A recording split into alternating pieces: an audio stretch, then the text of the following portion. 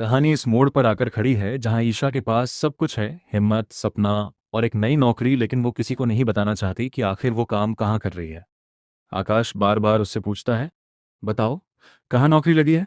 लेकिन हर बार ईशा चुप रह जाती है, और यही खामोशी आकाश के गुस्से को आग बना देती है। एक रात आकाश शराब के नशे में धुत होकर घर आता है। उसकी आंखों में शक और हाथ में शराब की बोतल। वो ईशा के पास आता है और जोर जोर से चिल्लाने लगता है, तुम छुपा क्या रही हो? किसके साथ काम कर रही हो? ईशा डर जाती है, लेकिन फिर भी कुछ नहीं कहती। गुस्से में आकाश हद पार कर देता है। वो शराब ईशा पर फेंकने लगता है। ईशा की आंखों में आंसू हैं, लेकिन उसकी चुप्पी अब भी नहीं टूटती। उसी वक्त दरवाज़ा बिना आवाज़ के खुलता है। अंदर आते हैं मिश्रा जी। वो जो देखते हैं, उसे देखकर उनके पैरों तले ज़मीन खिसक जाती है।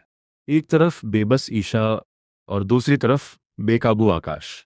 मिश्रा जी समझ जाते हैं कि ये सिर्फ गुस्सा नहीं, बल्कि एक सच्चाई है जिसे दुनिया के सामने आना चाहिए।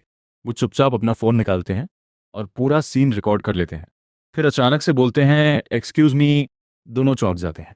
मिश्रा जी आगे बढ़कर ईशा को उसकी पायल वापस देते हैं, जो वो ऑफिस में भूल गई थी। आकाश की नज़र तुरंत पायल पर जाती है। ये तुम्हारे पास कहाँ से आई? मिश्रा जी बिना घबराए जवाब देते हैं, ईशा कल हमारे ऑफिस में भूल गई थी। इतना कहकर वो वहाँ से निकल जाते हैं, लेकिन अपने साथ ले जाते हैं एक सबूत। अब हालात और भी मुश्किल हो चुके हैं।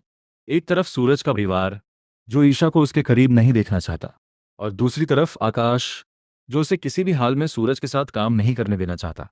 लेकिन इस बार ईशा टूटने वाली नहीं है।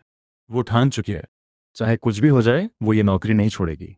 और उधर मिश्रा जी वो वीडियो सूरज को दिखाने वाले हैं। अब सूरज के सामने सच आने वाला है। एक ऐसा सच जो ना सिर्फ ईशा की मजबूरी बताएगा, बल्कि आकाश की असली सच्चाई भी उजागर करेगा। और शायद यही एक गलती आकाश की अपनी ही लंका जला दे। अब आगे क्या होगा? क्या सूरज ईशा के लिए खड़ा होगा, या फिर ये रिश्ता हमेशा के लिए टूट जाएगा?